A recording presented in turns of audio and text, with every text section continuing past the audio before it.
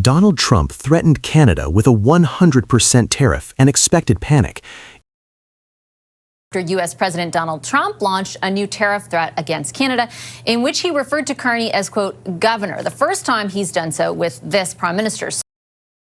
Instead, Prime Minister Mark Carney stepped forward and exposed a truth Washington has quietly avoided for years. The United States depends on Canada far more than Trump wants Americans to believe. With one line, "We can be our own best customer. We'll buy Canadian, we'll build Canadian." Carney didn't just respond to a threat, he flipped the entire confrontation back onto Trump, revealing who actually holds leverage in this relationship. This is not a story of a small country bracing for impact. It's a story of a government calmly calling out a bluff, revealing the vulnerabilities underneath it, and showing Canadians that strength isn't about shouting, it's about exposing what the other side doesn't want to admit. The latest escalation began when President Trump warned he may impose a sweeping 100% tariff on Canadian goods if Ottawa continued its renewed engagement with China. In Trump's telling, Canada was becoming a gateway for Chinese products and a threat to America's economic security.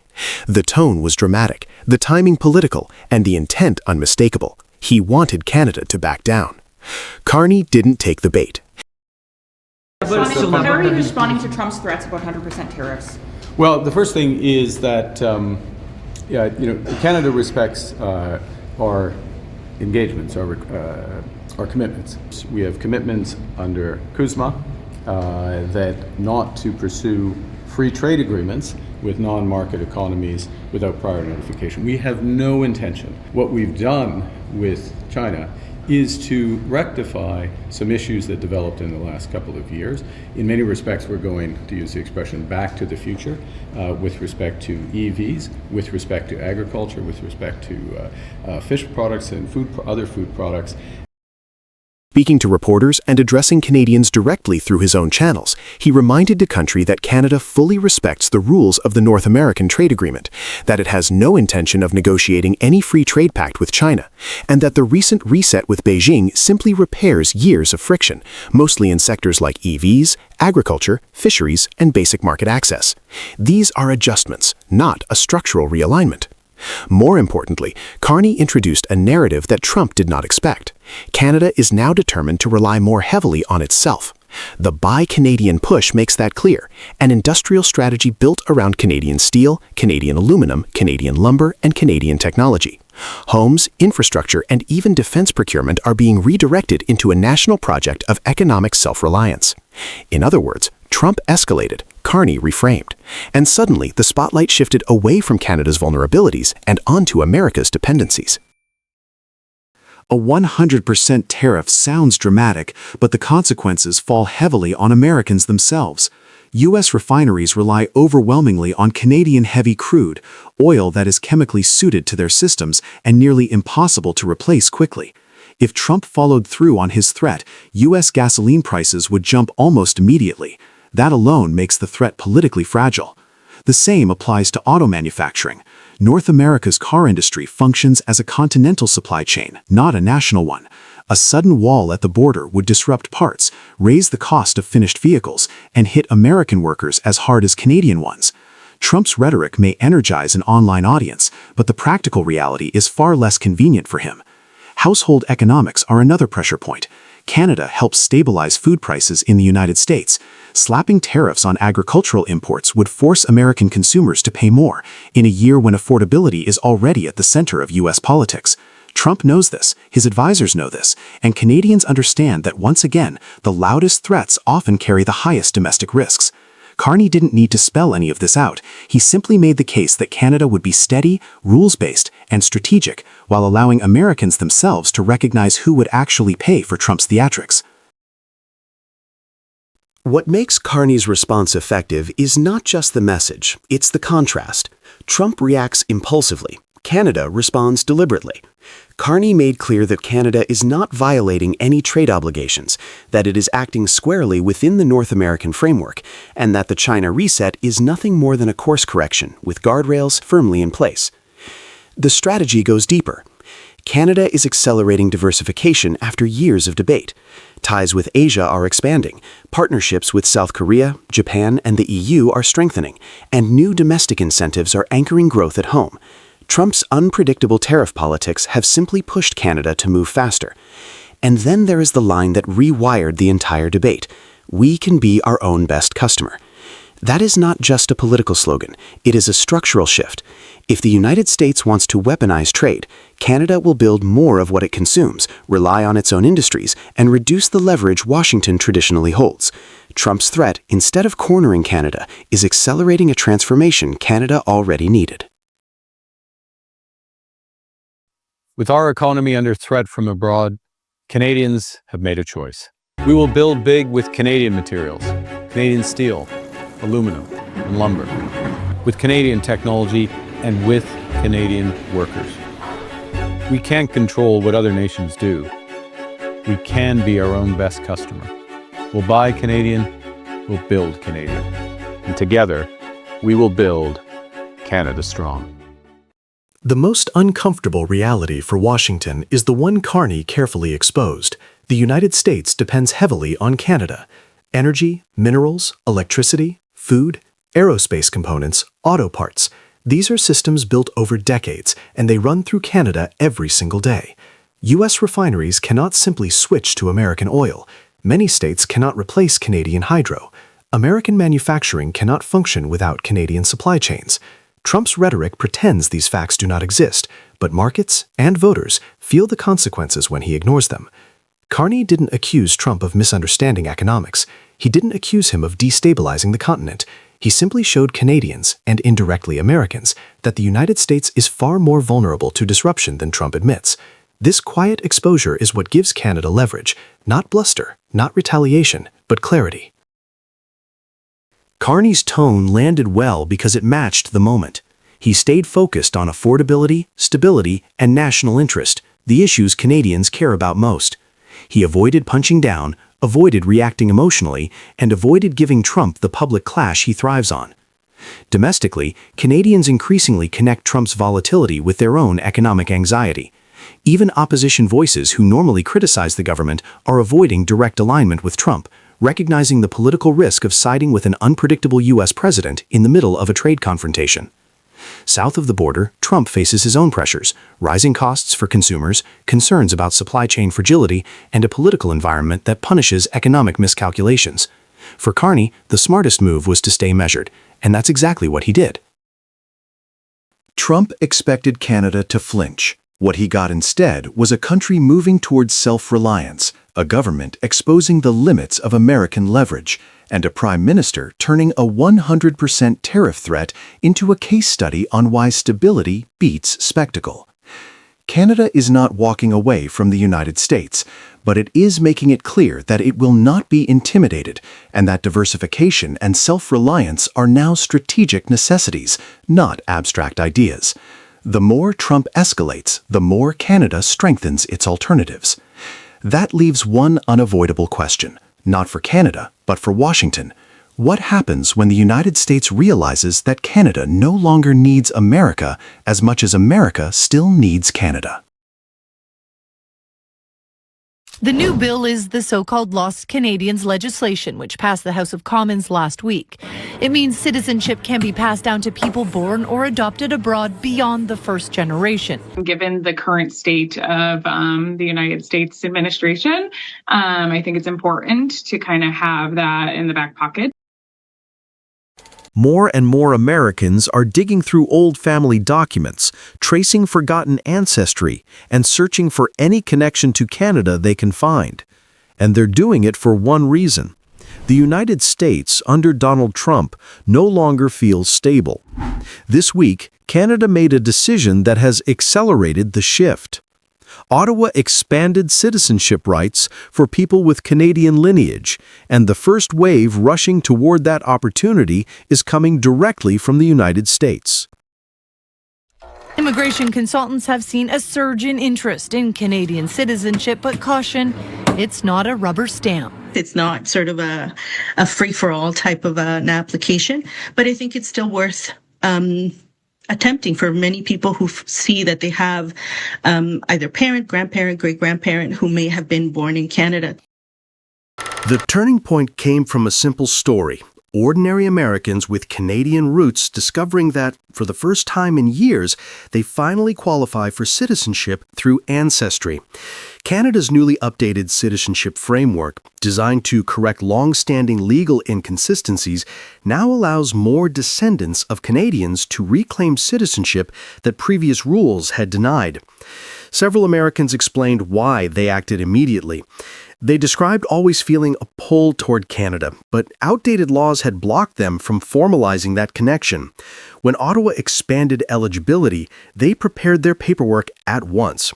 Some said they intend to relocate within the next couple of years, pointing to a growing belief that the United States no longer aligns with their values or expectations for the future. One sentiment appeared repeatedly. With the political environment in the U.S. growing increasingly unpredictable, having Canadian citizenship as a backup suddenly feels essential. Immigration professionals confirm that interest from Americans has surged.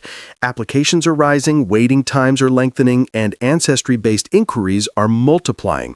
The shift is not driven by curiosity. It is driven by concern, and that concern becomes clearer when we look at the political context shaping this moment. Canada has always been admired by many south of the border, but this new wave is qualitatively different. People are no longer simply attracted to Canada. They are seeking stability that their own country, in their view, no longer guarantees. Donald Trump's second term has brought a renewed tightening of immigration rules, broad enforcement actions, and sweeping policy reversals. Legal uncertainty has increased for mixed-status families, dual nationals, and even long-term residents. Political polarization within the U.S. has intensified to the point where fundamental rights differ dramatically from one state to another. Many Americans now describe the national climate as erratic and exhausting. Compared to this turbulence, Canada stands out as a calm alternative. Universal health care, more predictable governance, a reputation for civility, and a political culture that avoids constant culture war battles have made the country especially attractive to Americans who feel overwhelmed by their domestic situation. For those with even a distant Canadian ancestor, the option of citizenship is no longer abstract, it feels like a lifeline. This is not an exaggeration. It is the emerging mood among a growing share of middle-class American families, young professionals, and people who no longer see long-term security in the U.S. Canada's decision to modernize its citizenship laws could not have come at a more strategic moment. For years, the old rules restricting citizenship transmission to the first generation born abroad left many people in legal limbo. Individuals with real, meaningful Canadian roots had no pathway to citizenship simply because their connection fell on the wrong side of a bureaucratic line. The new framework, introduced under Prime Minister Mark Carney's government, extends citizenship eligibility to more descendants of Canadians, provided their Canadian parent or ancestor maintained a substantial connection to Canada. The reform corrects past inconsistencies and reflects the reality of a globally mobile Canadian diaspora. But beyond its technical merits, this reform reinforces Canada's identity. It signals that Canada remains a country that values fairness, inclusion, and stable rule of law institutions, qualities that stand in stark contrast to the volatility many Americans see at home. While the United States tightens, Canada opens. While the U.S. debates who belongs, Canada clarifies how belonging is recognized. That contrast is now reshaping cross-border movement.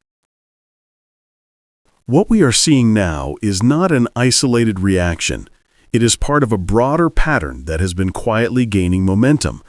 More Americans are applying for permanent residency, ancestry-based citizenship, and even asylum than in previous years.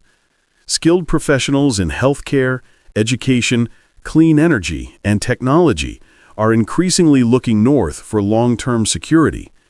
Many say they no longer trust the direction of U.S. policy, especially in areas touching on rights, healthcare access, and social stability. Canada, without needing to advertise itself, has become a refuge of predictability in a chaotic global environment. Even with domestic challenges, housing pressures, healthcare bottlenecks, Canada is still viewed by many Americans as safer, calmer, and more coherent. The brand of Canada is rising, not because Canada has changed dramatically, but because the United States has. This shift carries symbolic weight. It suggests that North America's gravitational center, at least in terms of social stability and institutional trust, is tilting northward. For Canada, this moment presents both opportunity and responsibility. The country faces an aging population, persistent labor shortages, and growing demand for skilled workers across multiple sectors.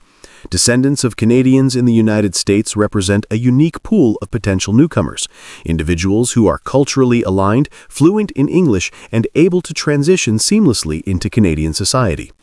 Their arrival is not merely beneficial on an economic level, it enriches Canada's global networks, strengthens the Canadian diaspora, and reinforces Canada's position as a stable hub in an increasingly fractured world. While other nations turn inward, Canada gains strength by remaining open, carefully, strategically, and responsibly. This alignment of domestic needs and geopolitical shifts places Canada in a remarkably strong position. It can welcome talent at the very moment its closest neighbor is driving that talent away. For the United States, however, the trend is deeply revealing. When citizens of any country begin proactively seeking alternative citizenship as a safeguard, it signals erosion in institutional confidence. That erosion is now visible among Americans with the means, education, and mobility to choose another path. The symbolism is difficult to ignore. A growing number of Americans now see Canada, once considered the quieter partner in North America, as the more stable, reliable place to build a future. If this perception continues, the U.S. could face long-term consequences: loss of skilled labor, international reputational damage, and internal fragmentation as families seek opportunities elsewhere.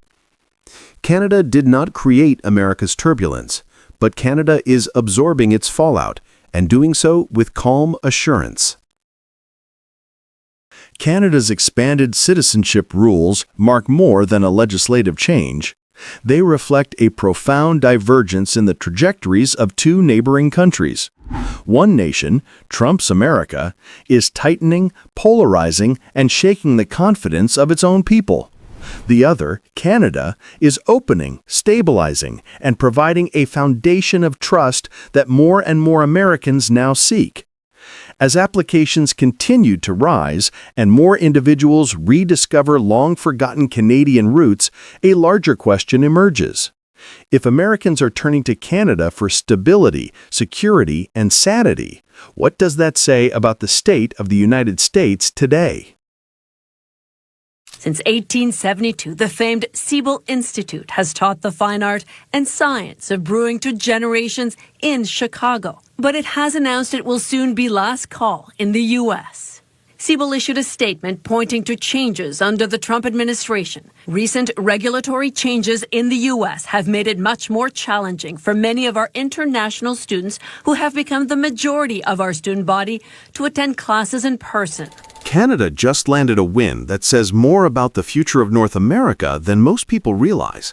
A 150-year-old American institution, the Siebel Institute of Technology, one of the oldest and most respected brewing schools on the continent, is leaving Chicago. Not because of market failure, not because of lack of demand, but because the United States, under Donald Trump's tightening regulations, has made it too difficult for international students to study there. And so, the school is moving to Montreal. A quiet relocation on paper, but a loud signal in reality. It's a moment that captures the shift underway in North America.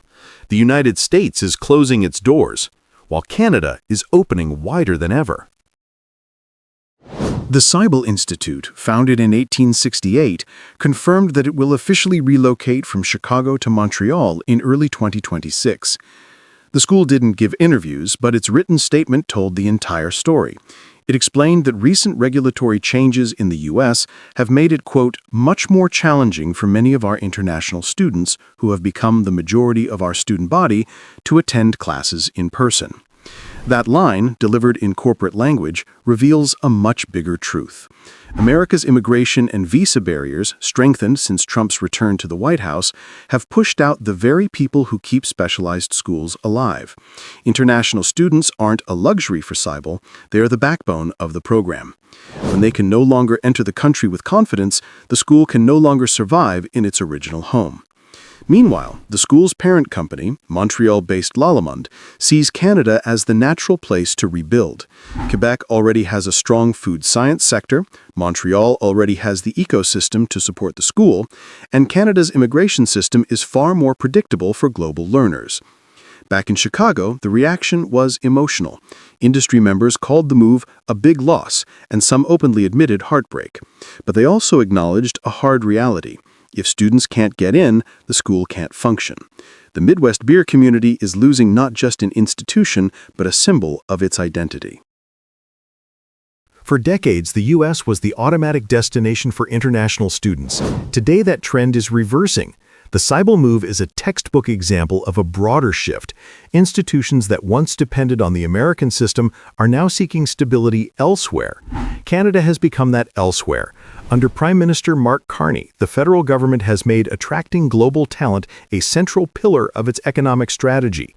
Immigration pathways are stable, visas are processed more consistently, and the political climate encourages growth rather than restriction. That contrast with today's United States could not be sharper. Schools that rely on global students are watching their U.S. enrollment fall. Some programs are downsizing. Others are considering hybrid structures to avoid visa complications. Siebel didn't want to play that game, so it simply left. Recent regulatory changes may sound vague, but everyone in the industry knows exactly what it means.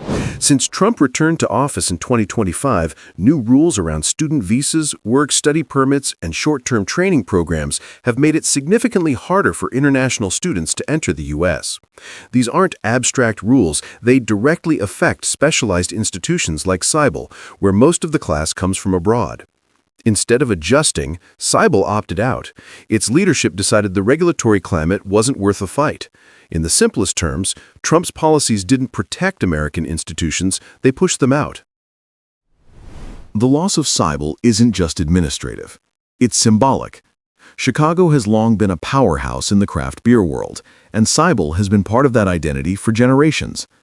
Losing the oldest brewing school in the United States because the country can't welcome its own students is a blow to America's cultural soft power. This is about more than brewing. It's about what an open society can attract and what a closed one drives away. When a heritage institution leaves because the environment has become too restrictive, it signals a deeper structural problem. While the U.S. is losing a legacy institution, Quebec is gaining a new strategic asset. Montreal is already home to Lallemande, a global leader in fermentation and food science. The province has a vibrant craft beer sector, strong culinary innovation, and a growing academic ecosystem around food technology. The move instantly elevates Montreal's status in the global brewing landscape. Industry leaders in Quebec have already said the relocation will put Montreal, Quebec on the map for that knowledge. That's not exaggeration, it's reality. The school will bring students, specialized instructors, and research capacity directly into Quebec's hands. At a time when Carney is pushing Canada to diversify away from U.S. economic dependency, the symbolism couldn't be clearer. Even America's cultural institutions are starting to drift north. The U.S. won't openly acknowledge the deeper meaning of Siebel's move, but the implications are undeniable. It signals that America is no longer the default destination for global talent, and that Canada is emerging as the safer, more stable choice. Carney's strategy has been to position Canada as a hub of skilled immigration, academic excellence, and industry diversification. Siebel's decision aligns perfectly with that vision. While Trump tightens the borders, Canada becomes the magnet for the institutions that still want to think globally. This is how geopolitical shifts actually happen, not through dramatic speeches, but through hundreds of decisions made by organizations seeking stability. Siebel didn't announce a political statement, but its decision functions like one. Montreal becomes the beneficiary, Chicago becomes the cautionary tale. On the surface, this might look like a niche story about brewing, but the deeper narrative is about competition, identity, and the future of North America. Trump's restrictive regulatory climate has driven out a 150-year-old institution that helped define American craft beer. Canada didn't steal it, America pushed it away. And now Montreal, not Chicago, will be training the next generation of brewers. That's the shift. That's the headline. That's the new reality. What do you think? If this is what happens in specialized training today, what will happen when larger institutions, universities, hospitals, research centers begin making the same calculation? Major moment for Ottawa's tech sector today as Nokia broke ground on a massive new research campus in Canada North.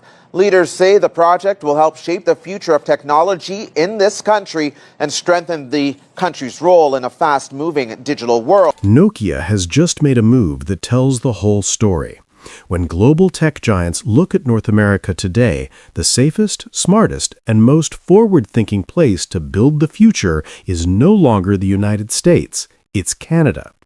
In a political moment defined by Trump-era tariffs, unpredictability, and trade fights on every front, Nokia has chosen Ottawa as the home of its next-generation research campus. And that single choice carries consequences far beyond a construction site. It signals a shift in where real innovation, real talent, and real strategic value are heading. At Canada North, the country's largest technology park, Nokia broke ground on a massive new campus that will reshape Canada's tech landscape. The company is building a 750,000 square foot innovation center that will anchor its global work on AI-powered networks, cybersecurity infrastructure, smart city systems, clean energy grid integration, autonomous mobility, and the coming wave of 6G wireless technology.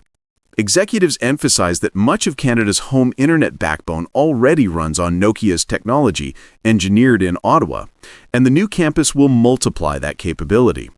The company confirmed that the site will house labs where Canadian researchers will develop the next generation of network intelligence and quantum-safe systems.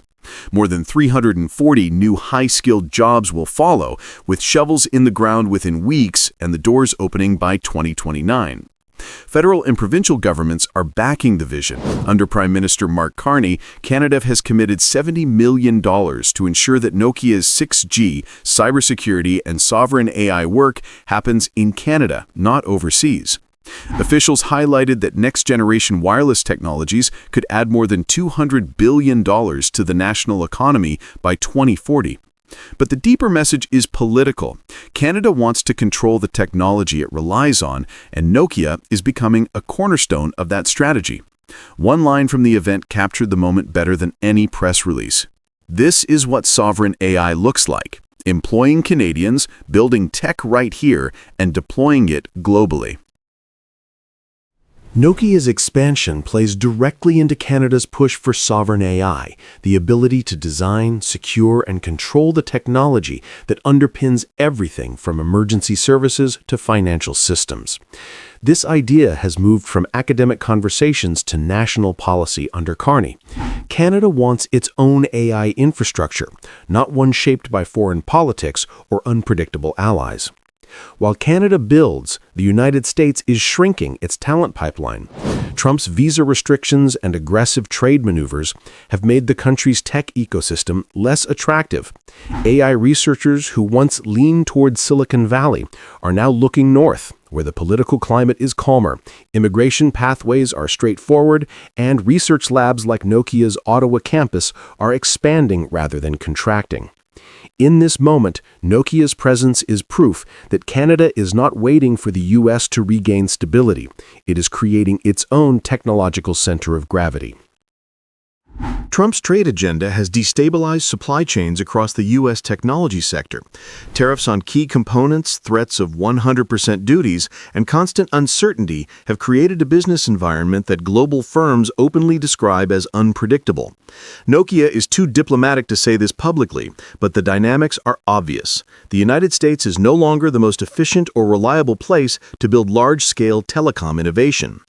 Canada, on the other hand, has become the trusted partner. That phrase, trusted partner, appeared multiple times during the groundbreaking event, and it wasn't accidental. In a geopolitical environment marked by tariffs, sanctions, trade wars, and diplomatic tension, reliability has become a strategic advantage. Carney's government is offering exactly that: predictability, long-term industrial strategy, and a stable policy environment where R&D can flourish. For Nokia, the contrast is stark. Canada is building an ecosystem that aligns with the company's vision for AI-driven networks and next-generation wireless. The U.S. is building trade barriers. The global race for 6G is not a theoretical contest. It is a multi-billion-dollar battle over who will control the architecture of the future internet. Countries like South Korea, Japan, and Finland are accelerating investments. China has already declared 6G a national priority. And now, with Nokia's decision, Canada has positioned itself inside this elite circle. The campus will serve as a North American hub for 6G prototyping, quantum-resistant encryption, and advanced spectrum research. Carney's industrial strategy, linking academia, federal labs, private firms, and immigration programs, is deliberately designed to give companies like Nokia an environment where long-term networks can be planned, tested, and scaled. By contrast, the United States is battling policy fragmentation. Spectrum planning disputes, supply chain tariffs, and political infighting have slowed its 5G build-out and clouded its 6G readiness. American carriers depend on imported equipment that is now tied up in tariff fights. Washington's focus has shifted from innovation leadership to trade retaliation, and the opportunity cost is piling up. Nokia choosing Canada is not an isolated event. It is a signal that global telecom leaders see where the real momentum is. The deeper story behind this project is a shift in corporate calculus. Companies that manage critical infrastructure no longer rank the U.S. as the safest or most predictable partner. Canada has emerged as a stable, open, innovation-friendly jurisdiction with clear industrial planning and a globalist outlook. Nokia is responding to 4 key realities. Canada is politically stable. Canada welcomes global tech talent. Canada supports long-term research infrastructure. Canada is not weaponizing tariffs as a political tool. These factors combine into a powerful message. If you want to build the technologies that will run the 2030s and 2040s, Canada is the place to do it. Nokia's decision to expand in Ottawa is more than a corporate investment. It is a verdict on the direction of North American politics. Canada is acting like a nation that intends to lead the next technological era, while the United States, distracted by tariffs, trade wars, and domestic turmoil, is surrendering ground it once dominated. If Canada continues to secure projects like this, leverage its sovereign AI strategy, and position itself at the center of 6G development, the map of global innovation leadership will look very different by the next decade. The question now is simple. How many more Nokias will choose Canada next? And how long before Trump's America realizes it is losing the future it once claimed?